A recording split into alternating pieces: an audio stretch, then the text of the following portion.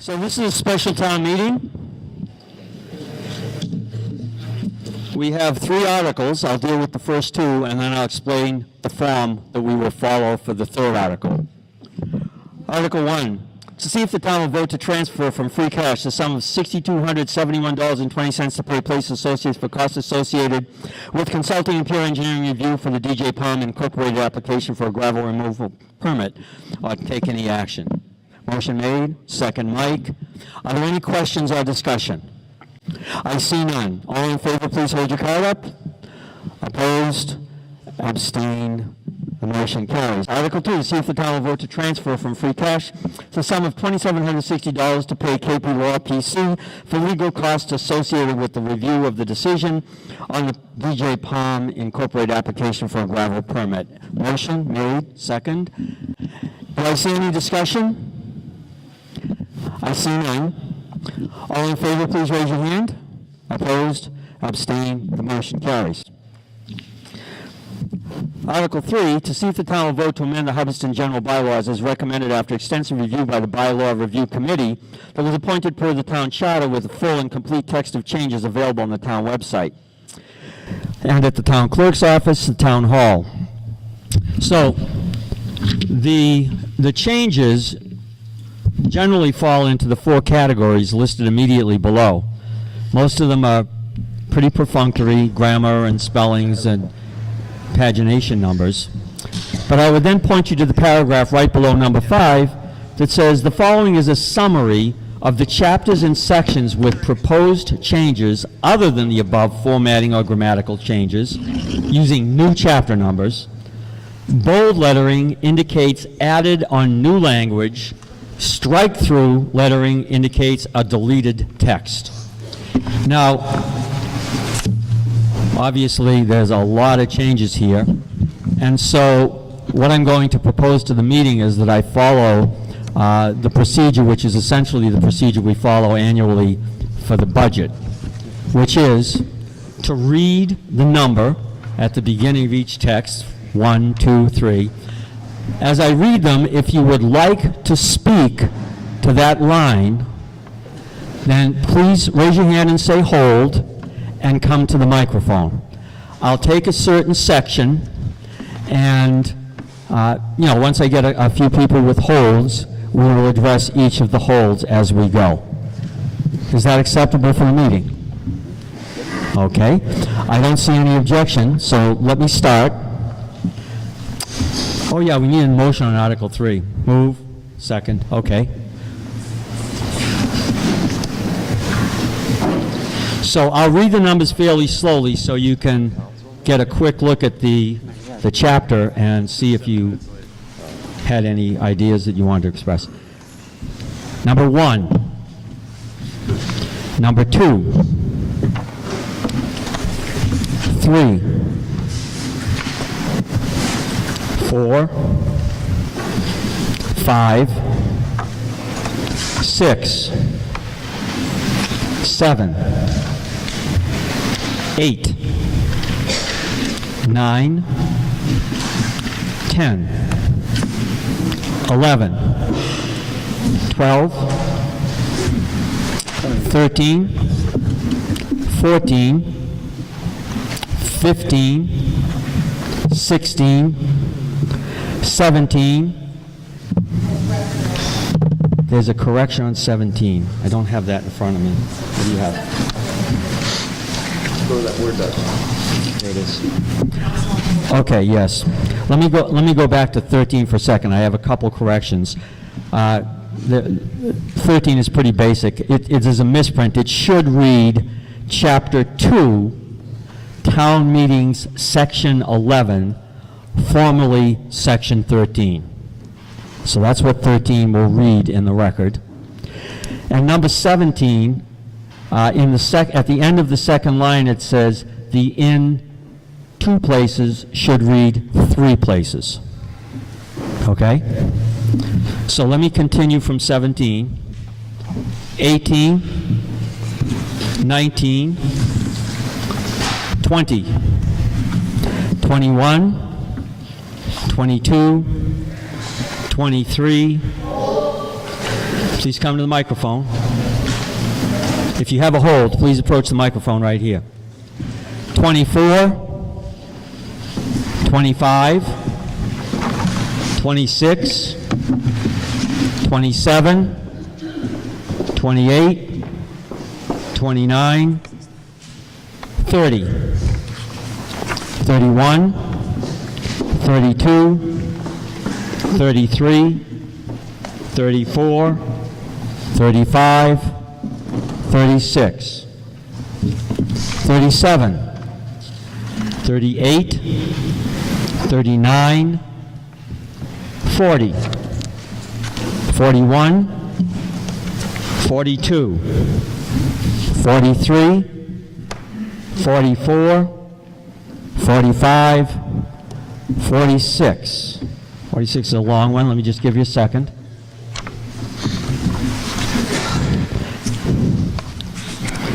47, 48, 49, 50, 51, 52, 53, 54, 55, 56, 57, 58, 59, 60, 61, and 62.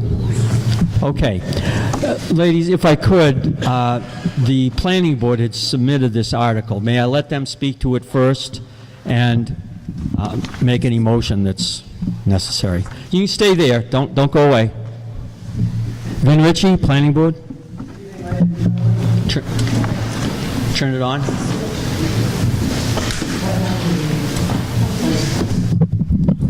Okay, the hold was on number 23. You got it, Vin? Hello, there we go. Got it. Thank you. How are we doing? Can everybody hear me? Yeah, you're good.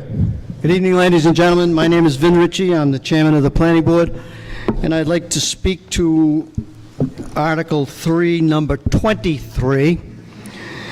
And I would like to move that we amend this article to delete that section 23 from the article, thereby keeping the ability for the planning board to waive certain conditions in regards to citizen petitions. I have a That's a motion second. to amend. Okay.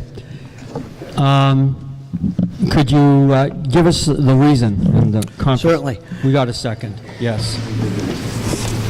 I'm sorry. Who was the second?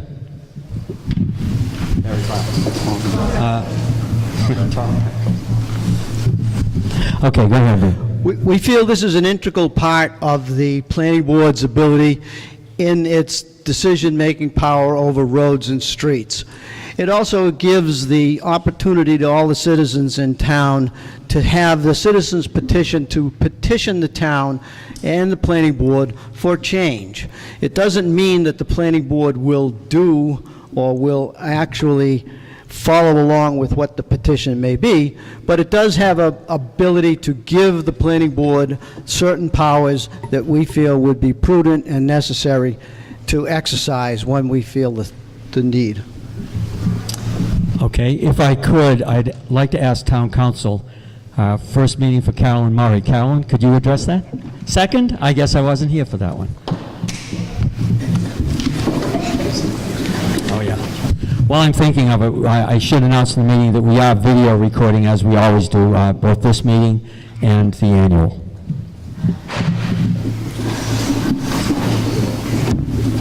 Thank you, Mr. Moderator. Carolyn Murray. Is it on? Okay, all right. Carolyn Murray as Town Council. With respect to this particular amendment, as you know, there's two different ways that, or probably more ways that roads actually get created in the town. One would be through the subdivision control law, where the planning board is given statutory authority to come up with regulations with respect to standards for roadway conditions. Then there are other roads that come into being that don't have anything to do with the subdivision control law. They might be ways that were in existence long before anyone ever thought about a planning board or subdivision control law. So the provisions that you see existing in the bylaw now appear to be some of those conditions for roads that would apply to roads that are outside of the subdivision control law, that came into being somehow outside of the subdivision control law.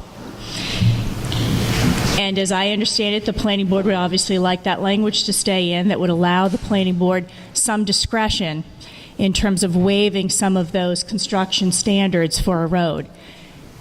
Regardless of, whether or not the town chooses to do that, that's clearly a policy decision for you folks to make this evening. Regardless of what you do, if the intent here is how does a road eventually become to be accepted as a public way, there's still a separate statutory process that applies. That process includes either a provision, or a petition rather, or could be initiated internally within town government to actually accept a road. And there's a process where the selectmen have to hold a public hearing and they have to vote on the physical metes and bounds and the layout of that way. And once they do that, there's then the final step where it has to come before town meeting for approval. So obviously built into that, anytime a road is looking to be accepted, there are considerations as to whether or not, what is the town actually accepting responsibility for? What is the condition of that roadway? And is this something that we think the town should take on? As I mentioned earlier, if it had been a road that was laid out under the subdivision control law, it would have been subject to the planning board's review and their regulations, and possibly also granted waivers. Roads not created under the subdivision control law would then default to these conditions of acceptance, and depending upon how you vote tonight, would either allow the planning board some discretion in waiving those conditions or not. But regardless of how you vote with respect to this proposal, you still need to go to the Board of Selectmen, and you still need to come to town meeting to get a road accepted.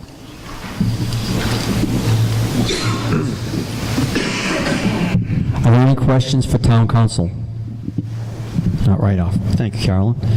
Ben, did you want to comment on that? Could you stand by in case there are any? Absolutely. Okay. Yes, ma'am. I am Debbie Reed of Streeter Road. Stand closer. Debbie Reed of Streeter Road. I also take exception to this strikeout because I feel like that, in addition to taking any action from the planning board away from them, it also removes the citizens' right to due process. Without this law in place, those roads, as mentioned by town council, that do exist and have existed in the history of the town, those citizens have no way of coming before the select board without first going to the planning board. So without this language left in our bylaws, citizens' rights have been taken away from them. Thank you. Okay. Yes, ma'am. I have virtually nothing to add. I have nothing to add to either one of these, but I want to make sure that my voice is heard, and I agree wholeheartedly that we should not approve this. Thank you.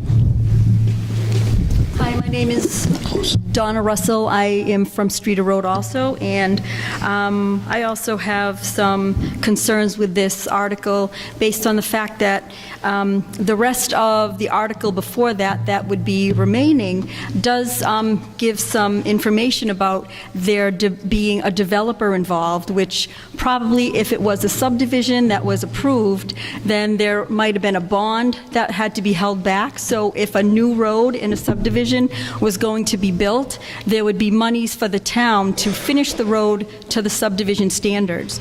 But there are many private roads in Hubbardston that came into being many, many years ago before the subdivision zoning was in place.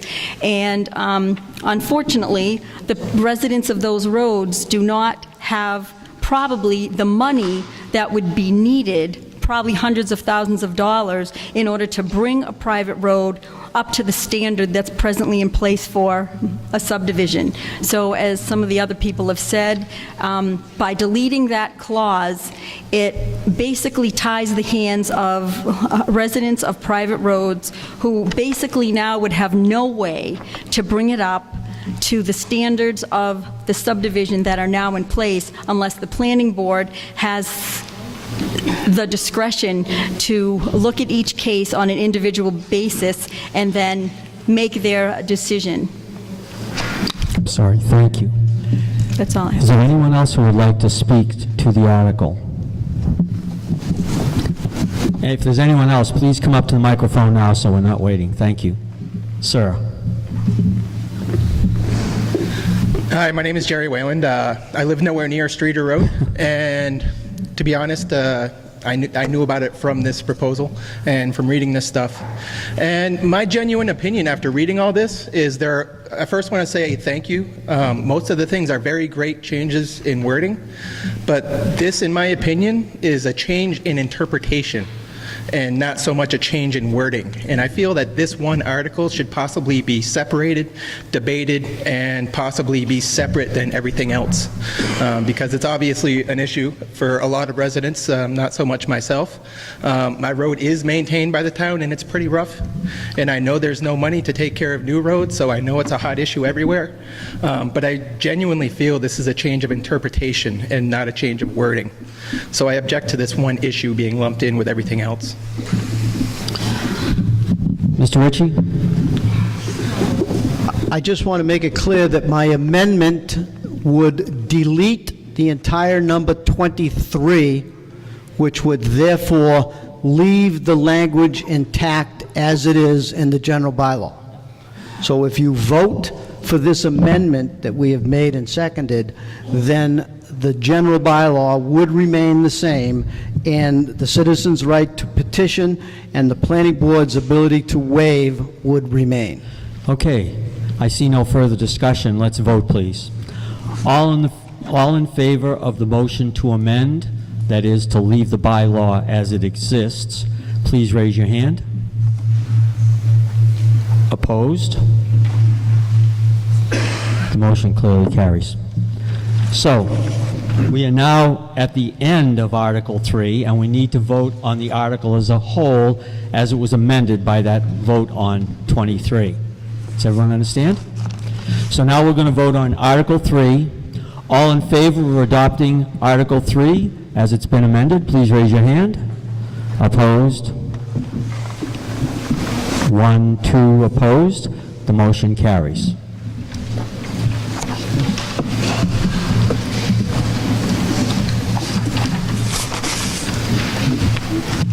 If we could go to Article 4, please. It's on page 7.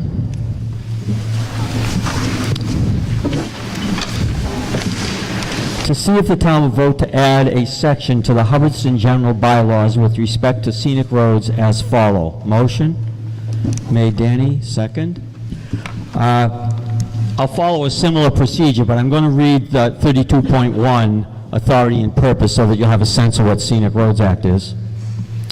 Authority. This bylaw is adopted under the authority of Mass General Law, Chapter 40, Section 15C, and Mass General Law, Chapter 40, Section 21. The purpose of a scenic road bylaw is to help the town maintain and enhance its rural small-town character by ensuring that work done to trees and stone walls on the public right-of-way of scenic roads is done in a way that helps preserve the scenic, historic, and aesthetic characteristics of the public right-of-way. Whereas the town of Hubbardston has designated scenic roads, see the addendum, pursuant to Mass General Law, Chapter 40, Section 15C, the additional purpose of this bylaw is to define, clarify, and regulate Hubbardston scenic roads. So I'll read the number for each section now. If you have a hold, please say hold and approach the microphone, and we'll come back. Okay? I'm sorry? I'm going to read each section, 32.1, 32.3, etc. And if you have a hold and you want to discuss any one of the sections, then say hold and approach it. Mr. Ritchie, do you have a point of order? Point of order, sir. This is an entire article without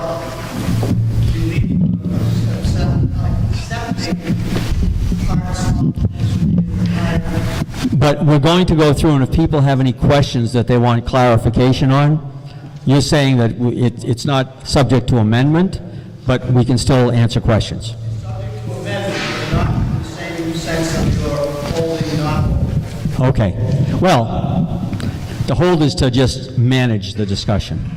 Barbara? Is this, do we have, don't we have some bylaw on scenic roads? We do, but the bylaw adopted scenic roads and named scenic roads. It doesn't provide the management that this provides. Do you have a question, Mr. Ritchie? If I may, Mr. Moderator, I'd be happy to explain a little bit about this.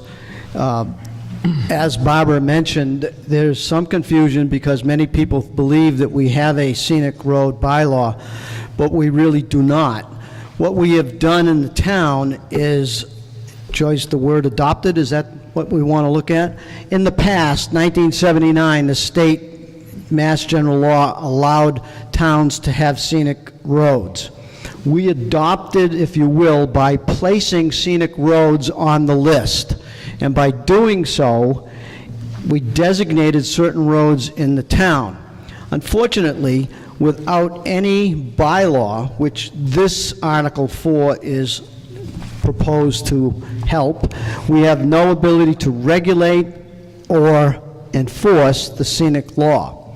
Therefore, this is a bylaw that would give the town the ability to identify how a scenic road becomes a scenic road, how a scenic road can be eliminated from the list, and it then also gives an enforcement and a regulation portion to it, so that the citizens who in the past have decided they want their roads on a scenic road list have some recourse through public hearing, and those who would like to have it eliminated therefore have a method of eliminating any scenic road they would like to not.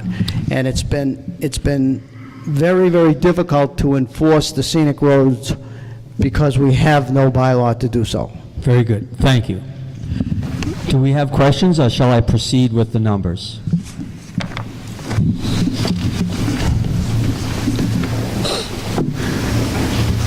Hi, Phil Churchill, 26 Main Street. The very first section here, it says see addendum. I have no idea what has already been designated as a scenic road or what roads we're talking about here. Joyce, do you know where the addendum is? There wasn't one presented with I mean, it. it makes a difference as to Do whether we you have- vote for well- this or not. Do we have a list of scenic roads right now available? It's on the website. Vin probably had it. Vin? Vin, that's, I think you said you wanted a list of scenic roads? could you read them quickly, please? Absolutely.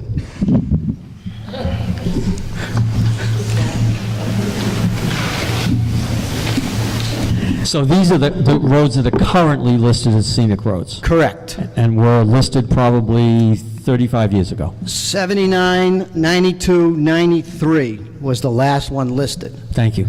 Barry Road, including Barry Cutoff Road and Elm Street, Bemis Road, Brigham Street, Burnshirt Road, formerly Williamsville Templeton Road, Depot Road, formerly part of Healdville Road, Elm Street, formerly part of Barry Road, Flag Road, Grimes Road, Hale Road, including Hale Road Extension, Halfrey Road, Healdville Road, High Bridge Road, Cruz Road, Lombard Road, Mile Road, Mount Jefferson Road, Morgan Road, New Templeton Road, Old Princeton Road, including Old Princeton Cutoff, Old Westminster Road, Pitcherville Road, Ragged Hill Road, Thompson Road, Twin Hill Road, Underwood Road, Upper Intervale Road, and Williamsville Road, including Williamsville Cutoff.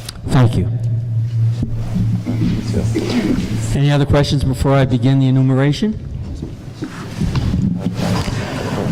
32.2, applicability. 32.3, definitions. 32.3, abutter, cutting or removal, major branch, posting, repair, maintenance, reconstruction. right-of-way, roads, tearing down or destruction of stone,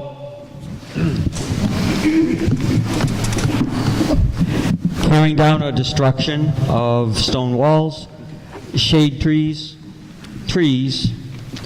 warden, criteria for designation, procedure for designating,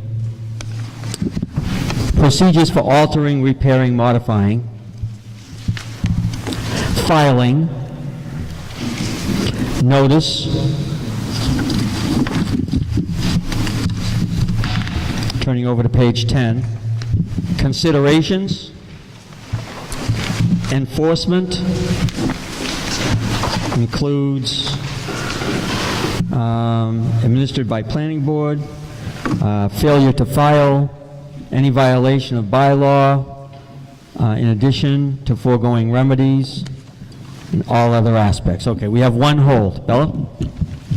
Does this remove tearing down the destruction of stone walls only apply to on scenic roads, or does it apply to stone walls in general? If I could just answer quickly, this applies to any road adopted under the Scenic Roads Act, which right now is the list that Vin Ritchie just read. Okay. There is a process to ask that other roads be designated, but this is scenic roads. Okay. You're welcome. I see no questions and no other holds. Then let's vote on Article 4. All in favor of Article 4, please raise your hand. Opposed? 1, 2, 3, 4, 5, 6, 7. 9 opposed. The motion carries. Article 5, to see if the town will vote to amend various sections of Article 20, use of large-scale solar photovoltaic installations in the Hubbardston zoning bylaw as follows. And note that this requires a 2/3 vote. Mr. Ritchie. Thank you, Mr. Moderator. Ladies and gentlemen, because this is the beginning of the proposals for zoning bylaw changes, I am required to read a report on the public hearings that we held for those particular changes. So therefore, I say to you, on Wednesday, May 30th, 2018, at a duly posted and advertised meeting, the Hubbardston Planning Board held public hearings to hear testimony from the public regarding 2 proposed amendments to the zoning bylaws and a proposed new zoning bylaw. There were 4 citizens in attendance and the town administrator, Ryan McLean. Discussions on the proposals were held, and a recommendation that the Planning Board consider a future overlay district for solar farms. 2 residents expressed concerns and were not in favor of the legalization of marijuana or the proposed marijuana bylaw. The Planning Board recognized the citizens' concerns, but felt that the proposed bylaw was, at this time, the best way to regulate the new state law legalizing the recreational use of marijuana. The Planning Board recommends the town meeting adopt the proposed changes and the new bylaw. So in each case, Mr. Ritchie, you'll speak to each one of those things that you enumerated and why the Planning Board takes its action. If you would like, yes. Yes, please. If I could, I missed the motion. Danny, Mike, motion on the article. Okay, Vin, could you stand by in case there are questions? Ed Blanchard. Ed Blanchard, 23 East Common Pond Road. Ed, could you pull the mic up just a little? I can't hear you. Is that better? That's better. Thank you. I'm here to speak regarding this article because I feel like our rural character really gets put into jeopardy by this. It will allow a 20,000 square foot solar panel farm to be put in any district in the town, even the town center district. And it's 20,000 square feet and up. 20,000 square feet is roughly about a half an acre. They say that you won't be able to see these because they make them put up a vegetation fence around it, which is 1.5 times the height of the highest panel. So if the panels are flat on the ground and they're 2 feet, then the vegetation has to be 3 feet. Well, we have other places in town where we can visibly see readily see our solar farms. This allows any individual that has a 2-acre lot to be able to put one of these solar farms on their 2-acre lot. We have no control of where they go. They can go in any district. Anyone who goes to the planning board and applies for a special permit, they have the right to review that special permit, but if the applicant applies and meets the conditions of the special permit, they're not allowed to disapprove that. So my problem with this is that we really don't have any control. Some other towns do an overlay district where they say you can only have solar farms in a certain area of town that makes sense. We have no control here on how many solar farms could get applied for. You could have 100 people apply for a special permit. And I think that if you lived in the adjacent lot next to a solar farm, how would that affect your property values in town? I think considerably. What I would like to recommend and make a motion that we pass over and table this article to a specific time, give it back to the planning board, and have them give us a better article that gives us stronger control over solar farms throughout our rural town. And that would be to a time specific prior to the end of this year. So it would probably be at our fall town meeting. A point of order for you. The motion to pass over and table is not in order to an annual town meeting because you can't designate a time specific for it to be done. So our option here is to, it is a special, you're right. Council, is that possible at a special? Yep. No, it's not possible at a special either. So our options here are to vote against it or amend it appropriately, which it seems logical that the size of the article would be to vote against it. What happened to the ability to table an article? Does that get changed? And we've never tabled an article at an annual, and I don't think it's ever come up at a special. You can't. It's not in order because you cannot table it to a time specific at an annual town meeting or at any meeting, apparently, because there's no meeting scheduled.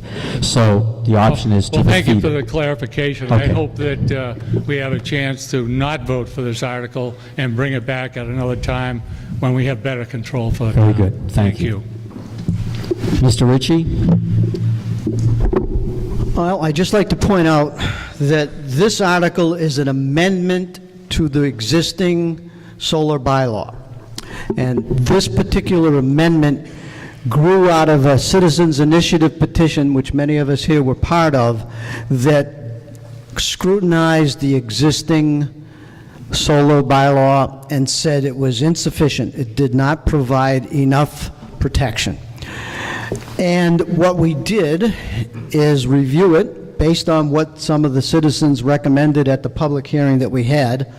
I guess you missed that public hearing, Ed. But we had it, and we listened to them, and we changed many, many, many of these articles, as you can see in this amendment. This particular change that Ed refers to of 20,000 square feet defines the area that needs to be screened as opposed to the previous bylaw or the existing bylaw that simply defines it as 250,000 kilowatts. By defining it under a half acre or 20,000 square feet, we now have a physical area that we can look at and say this needs a special permit. So the special permits that we recommend are in reaction to what we felt were good ideas to tighten up the existing bylaw. So you're not voting on an existing bylaw, you're voting on an amendment to improve it, and we hope you support it. Okay. Say something as a private citizen. Go ahead, identify yourself. Alan Carpenter from Grimes Road. I just wanted to speak to support the earlier gentleman that if we want to set up a separate zone in town, it makes sense to separate out residential from solar, from business, from industrial. It makes no sense to me that we could allow it anywhere in town. And even though I understand what the gentleman from the planning board said, to try to enhance and strengthen what we have, I think it's best to table this and come back with something with a specific zone in town for solar use. Alana?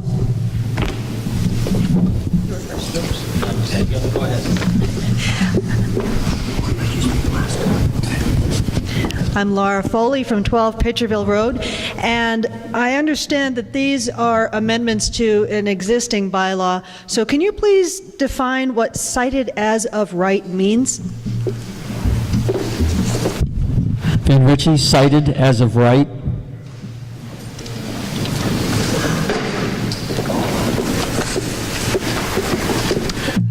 The as-of-right designation under zoning means that wherever it may be located, it is a right to do so in residential, commercial, or town center district.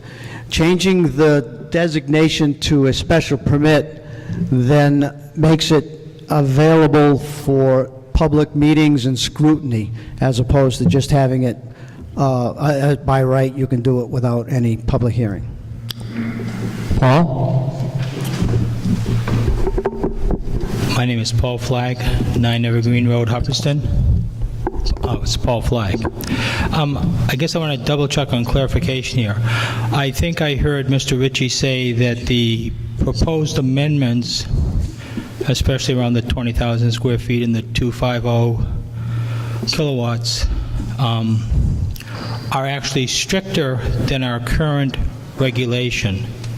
That's a yes or no question, correct, Mr. Ritchie? So the answer is yes. The amendment is actually stricter than the current bylaws. The points people were making about maybe there should be some further clarification, some further restrictions placed, those sound like maybe they're reasonable things too, but I would think that we would want to proceed in a two-step fashion rather than not vote for this, end up with what we have, which is weaker, which the other people were expressing a concern about.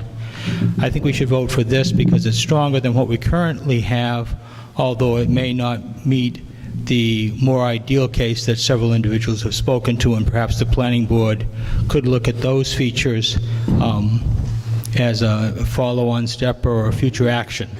Thank you, Paul. Tom Bracco? Just to follow up on one question that Mr. Blanchard brought up about the having overlay districts. Planning board member? Oh yeah, I'm a planning board member.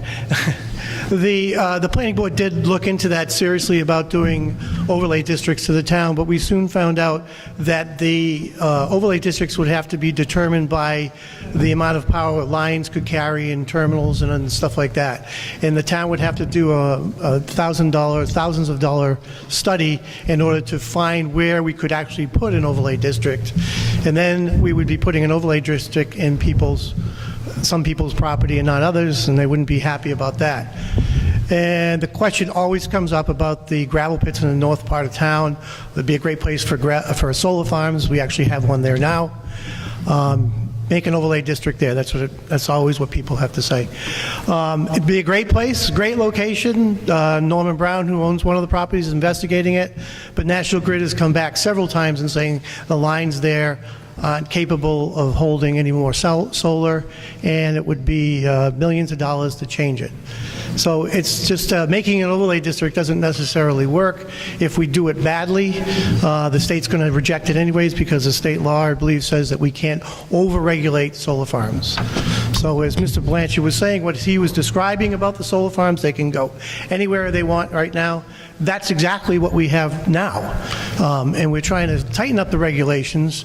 And when he says a solar panel is a foot off the ground, most of these panels are 8 to 10 feet. So we're going to be requiring these people who are installing these panels to put in 15 to 20 foot trees.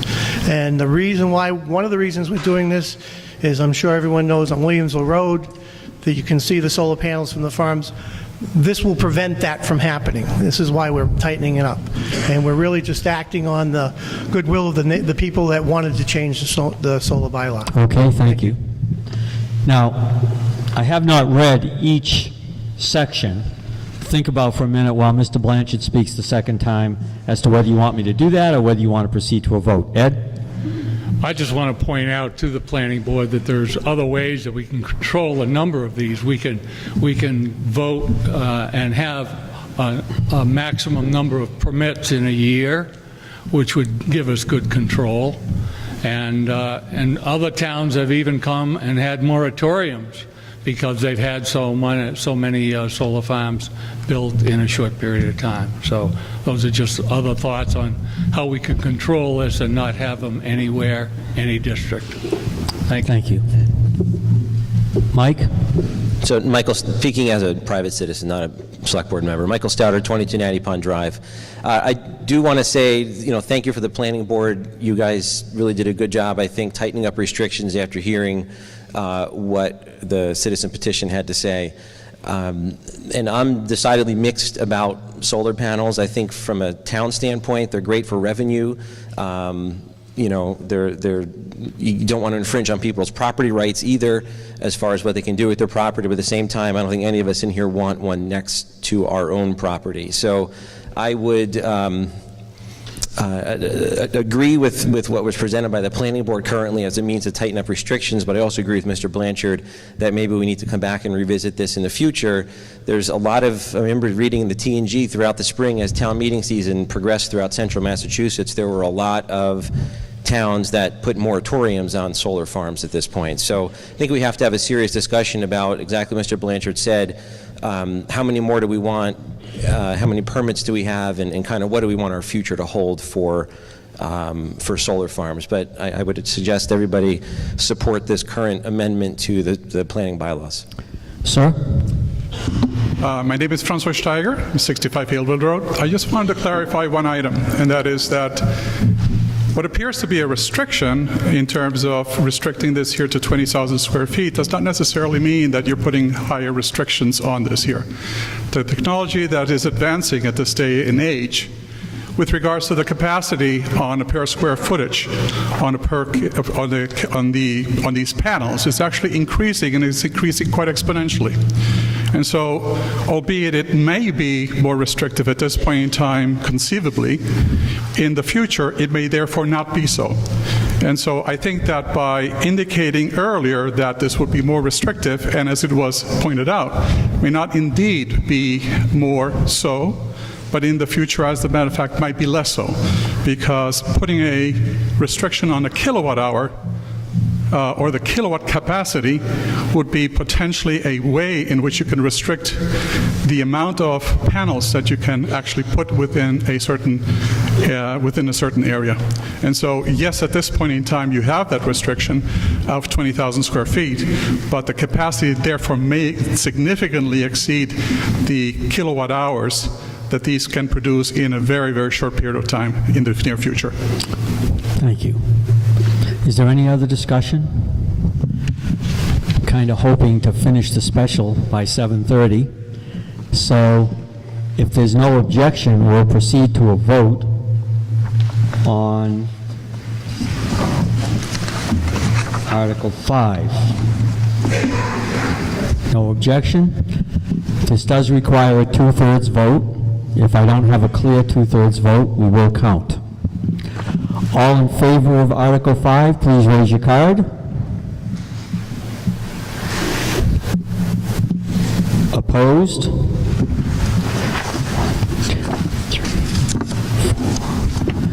Four opposed. That's a clear 2/3 vote. The article passes.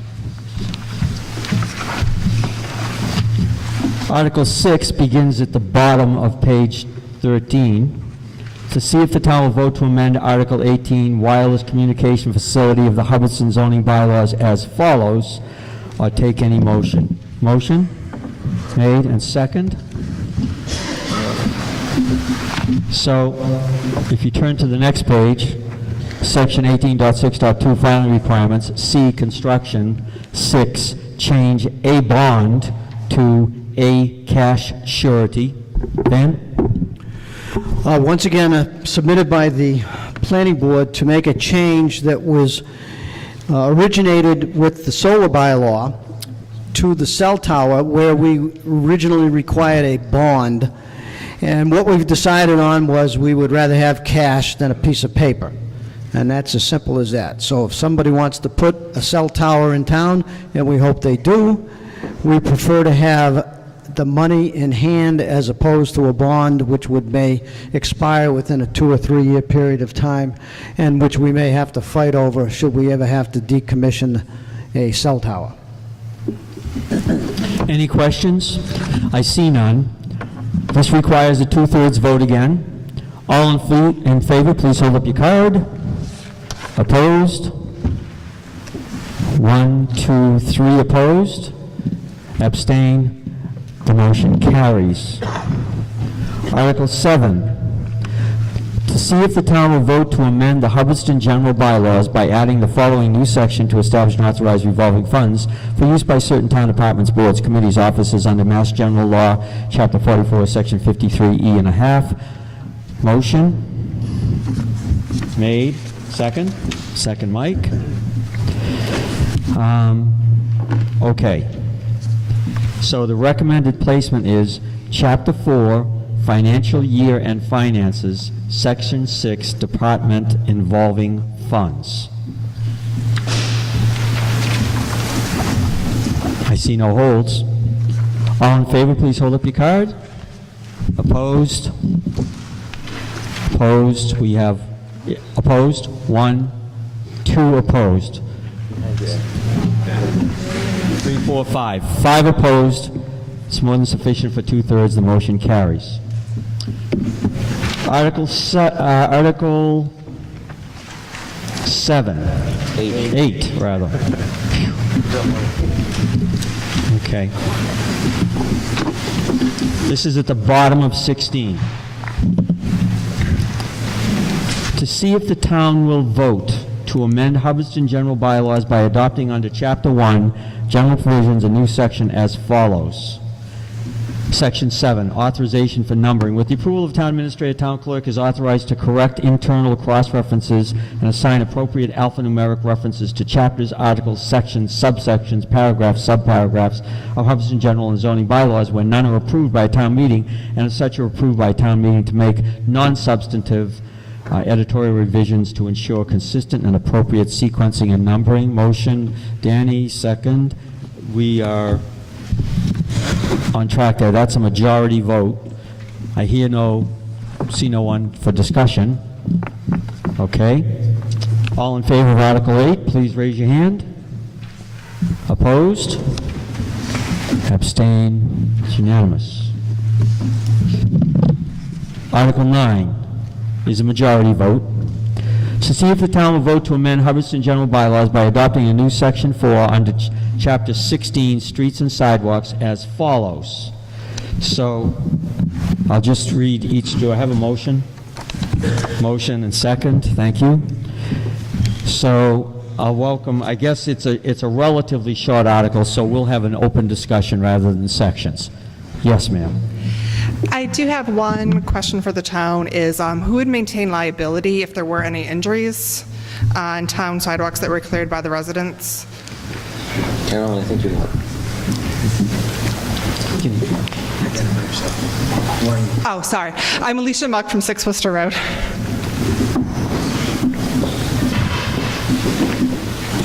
Carolyn Murray, Town Council. If it is a town road, and the town layout typically includes the town sidewalk, there is a statutory process for what they call slips and falls or defects in the public way. So if the town knew of an unnatural accumulation of, say, snow or ice, for example, and if the town failed to do something about it, somebody could make a claim and maybe the town would be found liable. Passing this on to, say, property owners to also shovel the sidewalks in front of their house, it's still going to be subject to the same statute.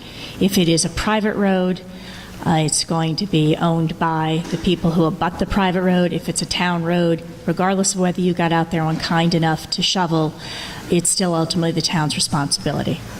Okay.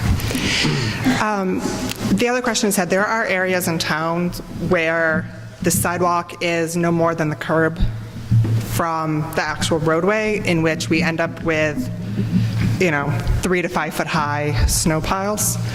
So therefore, I would actually like to make an amendment for this, because in those areas, it is near impossible to then actually clear that sidewalk, because it is only a couple of feet wide in those areas.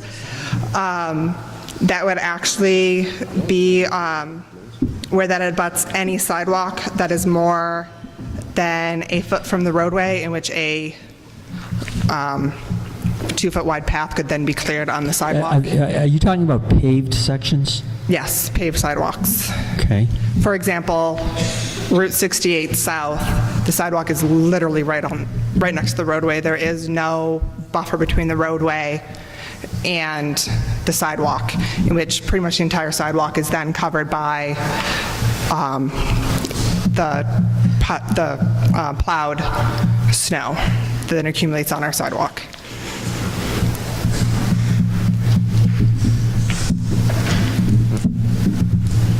Who submitted the article? The Select Board? DPW. DPW. Brian, are you going to speak to it? You want to have Travis? We can have Travis.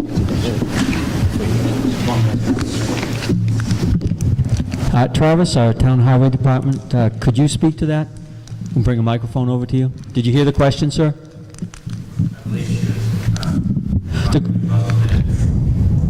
that we take from the road and ends up on the sidewalk. Yeah, particularly those areas where the sidewalk abuts the road immediately and they end up with 3 feet of hard pack. May I give you a microphone?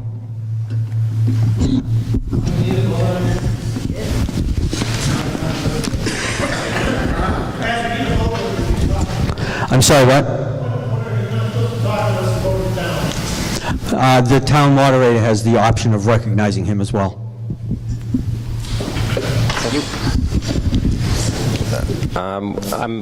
I've set forth the bylaw for the sidewalk clearing because with the size DPW that we have and the number of hours we spend through the night and through the morning to open up the roads so the school buses can run on time, we don't actually have, like other towns or cities, have a crew to take care of just the sidewalks.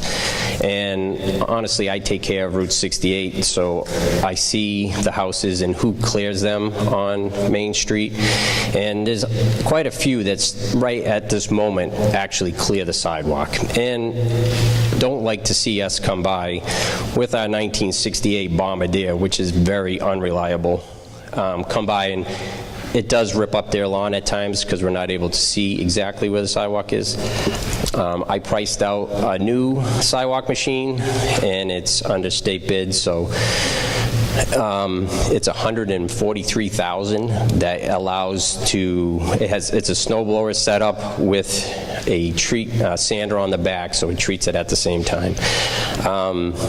By doing this, it's really a safety that we look to see that our kids, our elderly, and anybody else with any type that needs to get around through town can get around through town during the day when everything's happening. We can't really get to it until all our streets are plowed. So like I said, we don't have a separate crew for just the sidewalks. So we're just asking the town that some people that some of you do, and we greatly appreciate that. There's other towns that do have this bylaw, and I feel that it's for a safety issue. Thank you. Ma'am? Is there still the option to amend it for those of us who directly abut the roadway? Are we ending up outside the purview of the article? Do we have the option of just defeating it, or how do we amend it? I'm asking town council. I think we first have to hear the scope of the amendment, Mr. Moderator. Okay. What would your amendment be? My amendment would be for this to apply to sidewalks that are more than 12 inches away from the roadway. Her question earlier has been give that us a there are a number of buffer sidewalks that have no berm and they're literally on the road, and that's a challenge. So can they amend it to indicate that the sidewalk edge must be no closer than 12 inches to the roadway. You think that's, okay. So I have a motion that the article will apply to sidewalks that are a minimum of 1 foot from the edge of the roadway. Is that your proposal? And we have a second. Your name, please? Okay. Okay, thank you. Jassy? Jassy Bratko, 28 High Street. I do not have a sidewalk in front of my house, but it seems to me a bylaw like this works well in a situation where you live in the city, where you have a small section of sidewalk to shovel. But we live in a town with a 200-foot frontage, and for people who may have 200 feet or more frontage in front of their house, it seems like an unfair burden to put on those people. So. Thank you, Jesse. I sort of agree with what Susan Flagg on 9 Evergreen Road. I agree with what Jess said, but I also say this is one heck of a way to fight with your neighbor, because it says that there's a fine here. You know, this is the kind of thing like, you know, you didn't shovel, I did, and we live in the country here. You're asking for trouble by passing this. Thank you, Susan. Alan?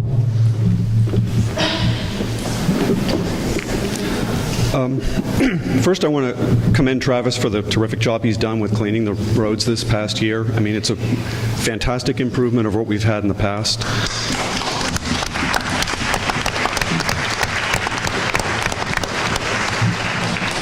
At the moment, I do not have a sidewalk in front of my house. Hopefully, at some point in the next few years, that may change. But looking at where the sidewalks are, they're predominantly in the center of the town, and they're currently rebuilding a sidewalk all the way down 68 to the cemetery. So it seems like the DPW still has responsibility to clear certain places because it's town land or town frontage. And if the DPW has to clear some of it, I don't see how it's such an extra burden for them to clear a little bit more. This really is kind of a tax on people who live in the town center, and I would oppose this. Thank you. Matt?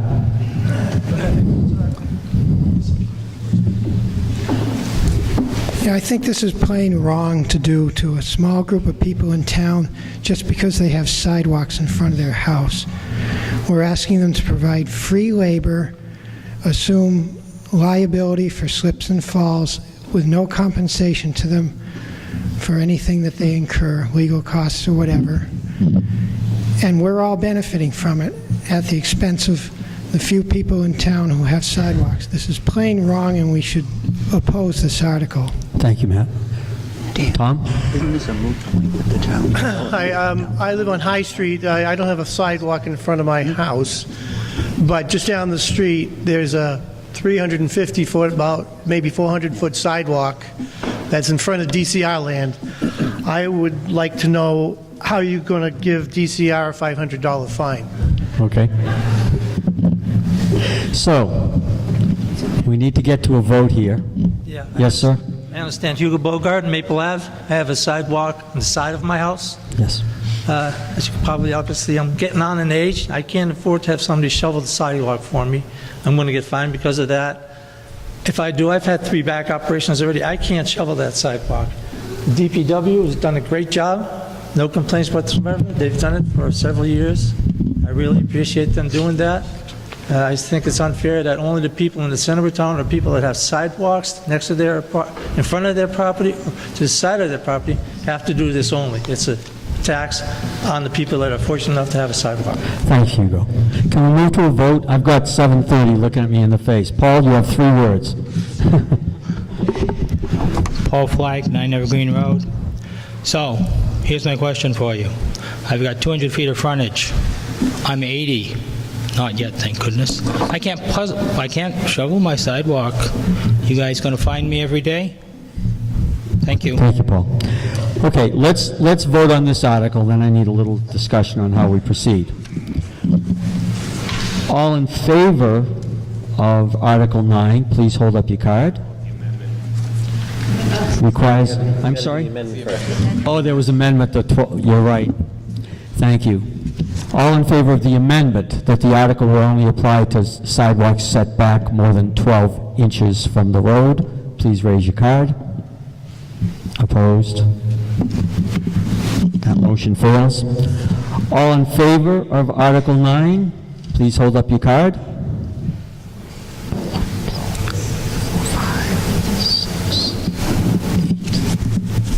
8 in favor. All opposed? The motion fails. Okay, let's talk for one second here. I have two options on how we proceed. There are two articles left, Article 10 and 11.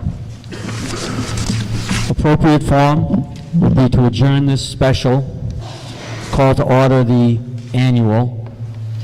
If we want to proceed and try to finish this article, I would ask that we take the special.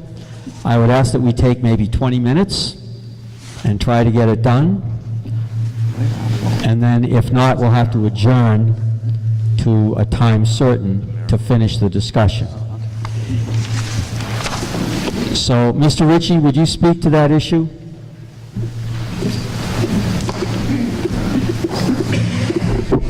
Thank you, Mr. Moderator. Once again, this is an article that was proposed by the Planning Board, and I want to clarify that this is not an article to allow recreational marijuana use in the town. It is an article to regulate that use. State law allows for the use. What we have done is tried to regulate the particular growing, cultivation, and selling of marijuana, which we need to do. If we do not do this, if we do not accept this particular zoning bylaw, and it may be flawed, it may be not what you think is perfect. By a particular date? By a particular date, which is the end of this month because we lose our moratorium protection. If we do not accept this particular bylaw, then state law will prevail and we will have absolutely no protection except under state law, which then allows anything and everything anywhere. Can this bylaw be amended at a later date? Yes, it may be amended and changed and modified should we find it not to be suitable for our town needs. If we don't have something in place, do we lose that opportunity? If we don't have something in place, I'm not sure if we can bring it back or not, but I know that come June 30th, we then revert to state law, and state law lets anything happen anywhere, any place. Okay.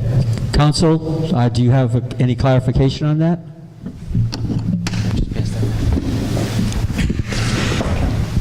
Oh, thank you. Thank you. The chairman of the planning board is correct that you've got a moratorium in place and it will expire as of June 30th. And if the town takes no action with respect to adult use marijuana, then those uses will be allowed within the town of Hubbardston, subject to your current zoning bylaws. So where you currently would allow retail uses, you could see a marijuana retailer pop up. Where you see manufacturing uses in town, you could see a product manufacturer for adult use marijuana happen. If we do nothing between now and when the moratorium expires, there's nothing that stops the town from coming back at a later date and adopting a zoning bylaw as you would with any zoning bylaw. But obviously, in the interim, you could very much see that some of these establishments come in and locate in Hubbardston, and they would be grandfathered in. Mr. Ritchie, I allow these comments to give you an informed position on whether or not we continue and try to get this done, or we continue with the annual. Go ahead, Vin. As I stated in my report earlier, we had only a total of 4 residents come to the public hearing. However, there was very cogent comments made, and in thinking of some of the suggestions that were made at that hearing, I would like to propose an amendment to this particular article. We don't have a motion right now. We're trying to decide if Oh, you we're haven't going got a motion yet? I'm sorry. We haven't Go ahead. decided if we're going to adopt it. Okay? But the motion will be on a local... I'm sorry, there is no motion. So I'm looking for the advice of the meeting. Do you want to continue for, say, 15 minutes and finish this? All who want to continue, raise your cards. Okay. then with some latitude, I'm going to suspend the beginning of the annual and hopefully get this finished in about 15 minutes. I would ask that, again, we have a lot of reasons, all of us, for wanting or not wanting the state law to be in effect. Unfortunately, it's in effect. Our only choice right now is how are we going to handle it, and do we handle it now or do we wait? Fair enough? So, you've asked to continue, so what I'm going to do is ask for a motion on Article 10. Do I have a motion? Made, Danny? Second? Okay. Mr. Ritchie, this is a planning board thing. Do you want to speak to it for a moment? I guess I'll just reiterate what I said a moment ago, or repeat what I said a moment ago, that this is an amendment to the zoning bylaws that would help the town regulate the state law that allows the use of recreational adult marijuana. And as perhaps imperfect as you may think it is what we felt was a good option at the time, and we ask for its adoption. Could you wanted to make a motion before we had an article. Would you like to? I would like to do that. I would like to further amend this article, specifically section 22.4.1. Give us a second. Page 18. Okay. And this is an amendment to change the 22.4.1, which allows an establishment by right in a residential district, amend that to read by special permit in residential district. So what we're doing is deleting the word right and inserting the words special permit. Correct. Do I have a second for that motion? Second, Tom Bratko.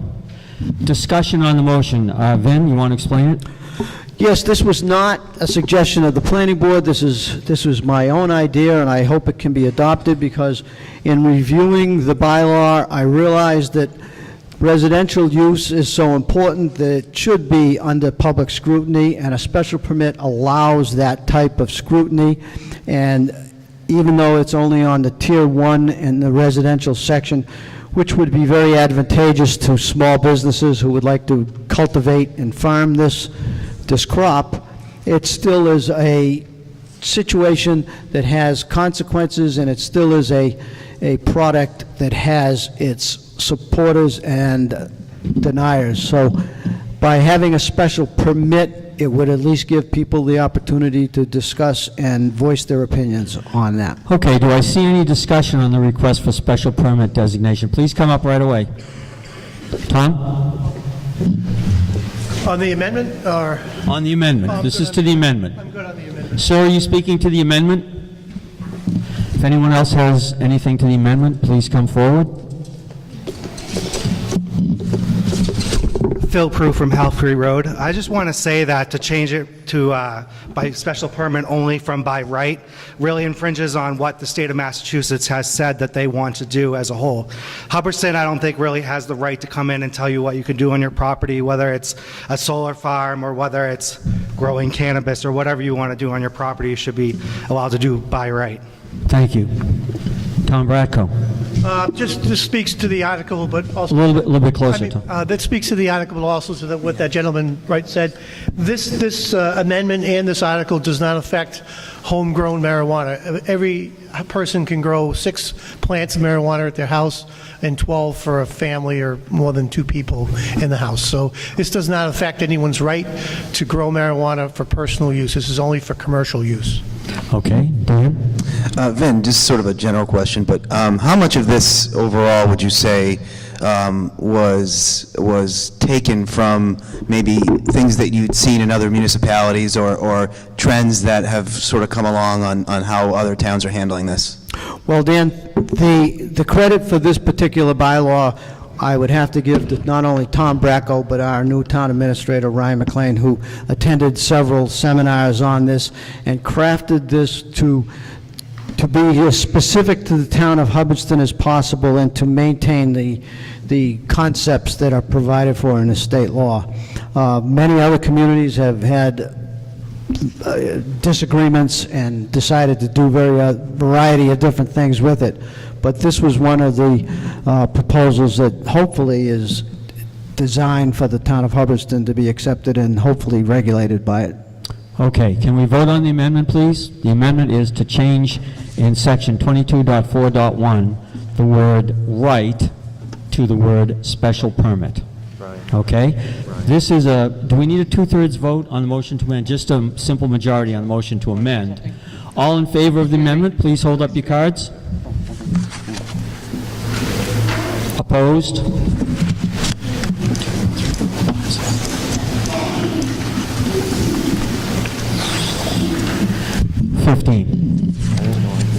So the amendment carries. Sir, are you a member of the meeting over here on the side? I didn't say this earlier, but if you're a member of the meeting on the side, you should be sitting, because I just don't. Is everyone on that corner members of the meeting? That is town residents that are voters? Is there anyone that's not? Okay. Thank you. Okay, so if we could, I'd like to proceed to a vote on Article 10. People seem to have a sense of where they are and ready to go. Ed Blanchard, you want to say something? Ed Blanchard, 23 East Common Pond Road. I'm sorry, Ed, we can't hear you. I think one option that became available when I was at the public hearing is that if we don't wish to have marijuana grown and sold in Hubbardston, it's possible to do that. And you would have to go through a procedure, and correct me if I'm wrong, you'd have to go through a procedure that we'd have to come to a town meeting, and we'd have to vote in favor of banning it within the town, and then we would have to have a ballot vote after that, and the ballot vote would also have to support the fact that we didn't want to grow or sell marijuana in Hubbardston. I've raised 3 children here. I have 7 grandchildren. I think that Hubbardston's always been one of the finest places for great families to grow and prosper. I don't think selling and growing marijuana has any place in this town. The other thing is you might want a 5,000 square foot marijuana field. I don't know much about it, but I know that it has to have a controlled environment. So if you're going to control an environment to grow marijuana, you're probably going to need a Quonset hut type of structure in order to control the temperature to grow marijuana. So what are we going to do in Hubbardston? We're going to have a solar field on one side of my property and a marijuana growing farm on the other side of my property. And if you don't think that's going to affect property values, you don't know real estate. Thank you.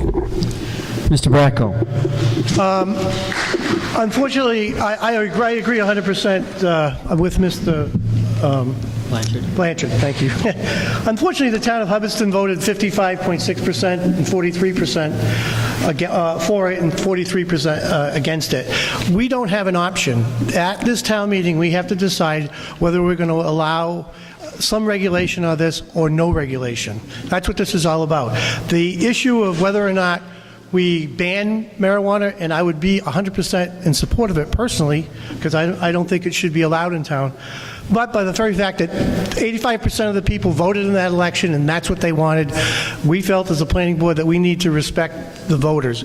And we don't have an option here. This is not an option that we have tonight, whether to ban it or not ban it. It's really not on the table here tonight, and we can't vote on that. We'd be happy to entertain articles in future town meetings to do that, but this is really a stopgap measure. Marijuana regulations in the state are brand new. Okay, the planning board feels this is the best option that we're left with at the time.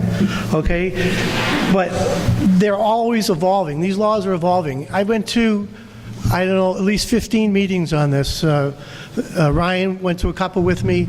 It's completely changing. Even what town council was saying tonight, some of that has changed since one of the last meetings. So I think if we pass this tonight, it gives us some level of protection that we can go forward with. Okay, and I think it's extremely important that we do pass it, because if we don't pass it, what Ed was saying is you could have a 10,000 square foot building built next door to your house, and there's nothing you can do about it. okay? And what we're saying, outdoor cultivation, Mr. Blanchard is wrong about that completely, because this is for only outdoor cultivation. It doesn't involve buildings or anything like that. They have to grow it in a field. They'll get one crop a year. That's what the state law says. The other part of this whole process is when someone wants to sell this stuff, they have to go through a 77-page regulations with the town. A person has to do 22 steps in order just to bring this to the town to ask their permission to do it. The selectmen have a huge responsibility and ability to control these things if we pass this. Okay, so I just recommend that people do vote for this. Thank you. Laura? Hello, Laura Foley, 12 Pitcherville. This article seems concerned only with marijuana cultivation. Am I reading this wrong, or are we ignoring the issue of dispensaries or storefronts? Tom Bracco? Yeah. You might have misread it. There's 8 types of marijuana establishments could be put in town. What we've put in the residential districts is only outdoor cultivation and only up to 10,000 square feet. Everything else we would consider a commercial business. It would have to be in the commercial district. This is why we did that. This is the minimum that we can do without having to go to the ballot. Okay, and this is one of the reasons. It's the maximum you can do without. The maximum we can do without going to a ballot. So, yeah, answer your question is, if you're going to have a dispensary, or you're going to have a manufacturer, a testing lab, a transporter, it has to be in the commercial district. The only thing that can be under 10,000 square feet in the residential district, and it has to be grown outside. There can be no buildings. They need to put fences. I've went over this whole article with the police chief, Chief Perrin. We went through the regulations. He's gone through everything, and he feels quite comfortable the town has some level of protection here. Thank you, Jamie. Jamie Pitney, 52 Barry Road. Just a question maybe for Tom. I originally had voiced my opposition in writing to the public meeting, public hearing, but through Vin's amendment, I think I can get behind this now. I appreciated the change in the residential area. My question, Tom, you might know, is if we pass this bylaw, knowing that if we came forward with a ban, and we'd have to basically redo the town vote. If we pass it today and then we decide after some trial period, incubation, what have you, we decide we want to ban it outright, would that mean we'd have to come back to an election, or would it be managed at town meeting? Thank you. We would have to come back to an election, town meeting, and then we would have to also proceed to an election. Okay. Thank you. Yes, ma'am. Donna Russell, Streeter Road. I don't know much about all the marijuana stuff, even though I'm probably old enough to, but I have a question about some of the things about the cultivation. Is the little information I do have is most of the people who might be wanting to engage in this activity, they're probably looking to supply it as medical marijuana or even a commercial venture, which would need to have year-round cultivation. Well, in Hubbardston, I don't know how outdoor cultivation of marijuana is going to be successful unless there are buildings and structures like greenhouses and climate control. So is that something that has been thought of by anybody, or am I incorrect in my thinking? Tom Bracco? You're 100% correct in your thinking, and that's why we wrote the bylaw like we did. Because it would be very difficult for someone to do up to 10,000 square foot outdoor cultivation in Hubbardston. So basically, not by disobeying the law, we can discourage people from doing that. So that's one of the reasons we did it. Okay, thank you. I would note that our 20 minutes is almost up. Can we vote on this article? And maybe that sets the stage for the next article? So we're voting on Article 10. It requires a 2/3 vote. I suspect we might need counters, but let's raise the cards and see what happens. All in favor of Article 10, please hold up your card.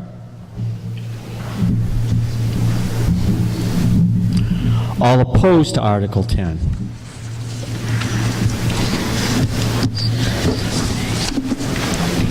There are 9 opposed. It's a clear two-thirds majority. If we can move to Article 11. Article 11, to see if the town will vote to amend Hubbardston bylaws with respect to marijuana establishments by making deletions and insertions to sections as follows. May I have a motion? Danny, second. Okay. I know you're familiar with this at this point. Vin, Planning Board?